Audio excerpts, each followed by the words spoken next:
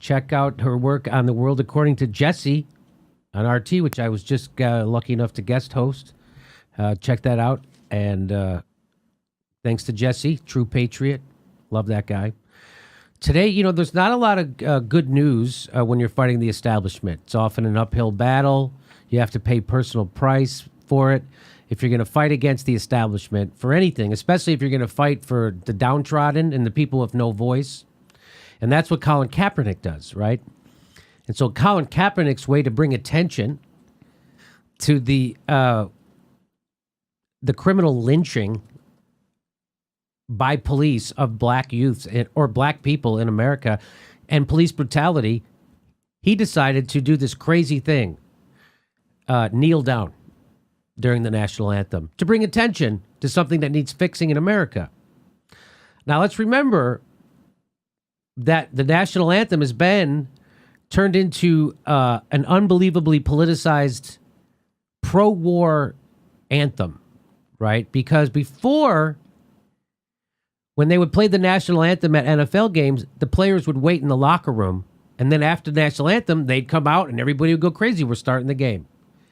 And then people stopped signing up for the military because they started to see through these wars that they're all bogus and they're all for oil.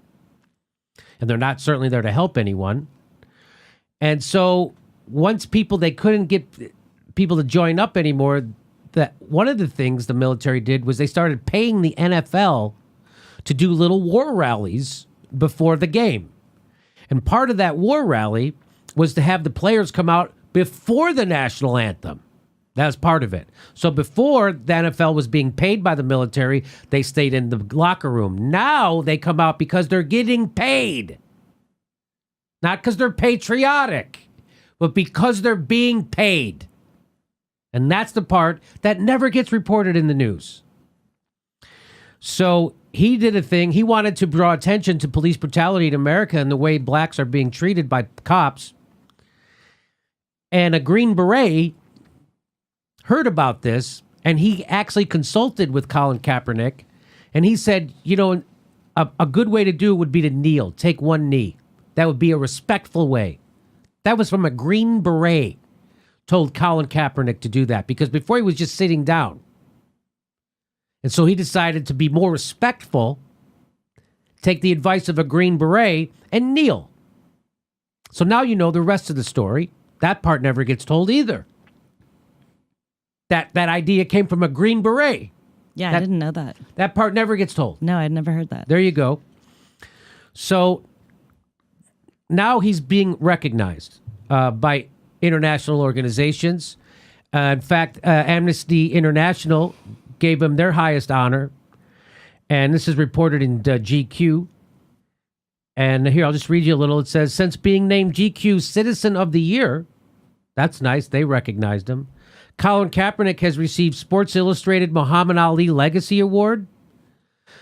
Now, that's a great award. Muhammad Ali, people forget, similar situation, he stood up for what was right, and he wouldn't go kill people in Vietnam. And Muhammad Ali's rationale was, Vietnamese people never did anything to me. The people who did stuff to me are right here in America. The people denying me a right to vote are right here in America. The people who are denying me my equal participation in this society are right here. My enemies are here. And George Carlin made a great observation that the government wanted him. Well, Muhammad Ali made his living beating people up.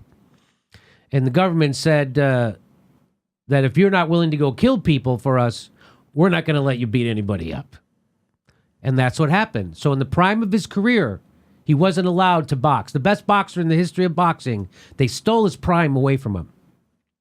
And that's what they're doing to Colin Kaepernick right now, too. Prime of his career, they're stealing it away from him.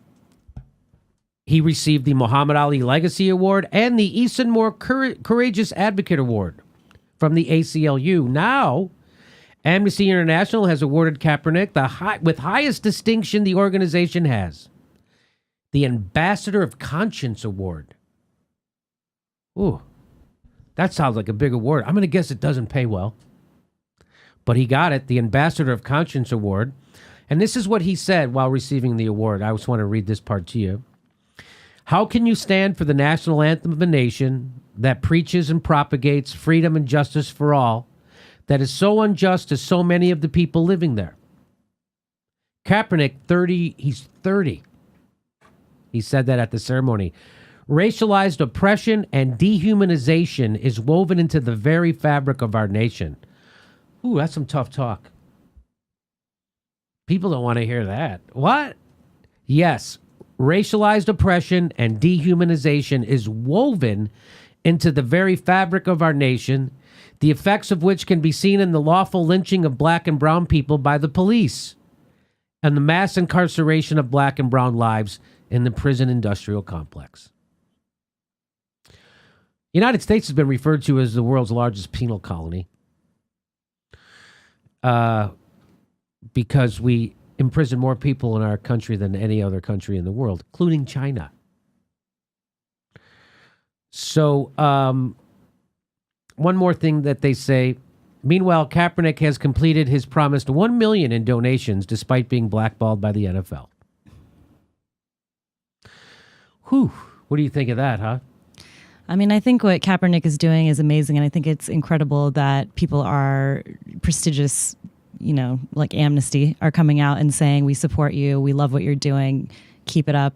It is a bummer that he can't play football anymore if that's what he wants to do, but I think what he's doing is so much bigger. He knows that, and so many people do support him, and he's just speaking the truth. Again, the truth has become such a problem for people. They just can't handle it anymore. It's really insane. And you know what's kind of ironic is that I stopped, and I know people make fun of me for this. They call me a snowflake or whatever.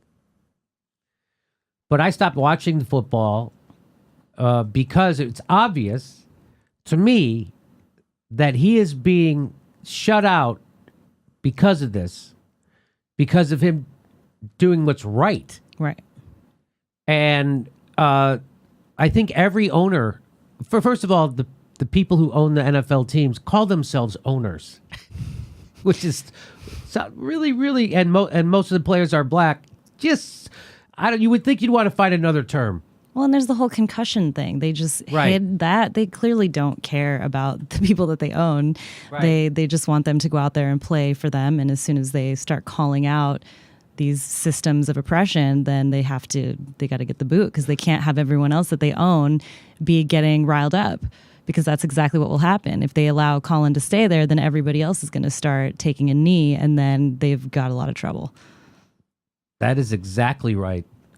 That is exactly right. Well, if you let these things that we own start thinking for themselves, the rest of them are going to start thinking they can think for themselves. And then how are you going to control these animals? I mean, it's just like a tiny version of American history. Yes, right. It's just like another arena. You know, you have like the big everything that's happened, and then you have this one space. But it's not just football where these things are happening. It is also the prison industrial complex and law enforcement. There are so many little tiny microcosms of this systemic oppression happening. And he just happened to be the most famous at the time and use his power for good, just like we talked about Natalie Portman. You know, I think it's great to have people coming out and standing up for what's right, because it does get in the news, whether people smear him or not. There are other people who are awarding him, and he's going to have a great career, a longer one that he probably would have with the NFL. Right. He'll have a career as an activist. Yeah. Right. And I'm sure he'll get endorsements from other companies. And, you know, it's very popular right now as an entertainer to be an activist. A lot of my friends are actors, and they always say, you can't just be an actor anymore. You have to be an activist. So that it's happening all over. Like, things are changing. I think it's really cool. And it is because of the young people like Kaepernick, who's 30. And, you know, I am hopeful for the future, despite all the stuff. You know, as a person who works in media and news, it's a bummer all the time. And I try to look at, you know, the positive things that are happening. It's hard, but I think it's important. I agree. Here's what my favorite news person had to say about it. Chris Hayes. Chris Hayes says, Kaepernick not being signed is the most high-profile, high-dollar example of punishing free expression and policing speech that exists in the country at the moment. Now, of course, he's right about that, and I never let a good deed go unpunished. So I retweeted that saying, says the guy who gladly works for a company that fires people who tell the truth about war or even covers progressive politicians. Hashtag crocodile tears, hashtag Ed Schultz, hashtag Phil Donahue. I could have put hashtag Jesse Ventura. Yes, he could have. So that's why Chris Hayes is full of shit, because he has selective outrage. And I'm sure if he was paid to not talk about Colin Kaepernick, he wouldn't. If somebody told him, hey, here's 30 grand, don't tweet about Colin Kaepernick, he would be like, thank you. Because that's who he is. This is what they call virtue. What he's doing here is called virtue signaling, right? Mm-hmm. Look at me, what a good person I am and all that stuff. And forget about that I'm working for a completely corrupt organization that fires people who even want to talk about Bernie Sanders. That's what that is. So, of course, I had to bring it back to somehow bashing MSNBC. This great story about Colin Kaepernick.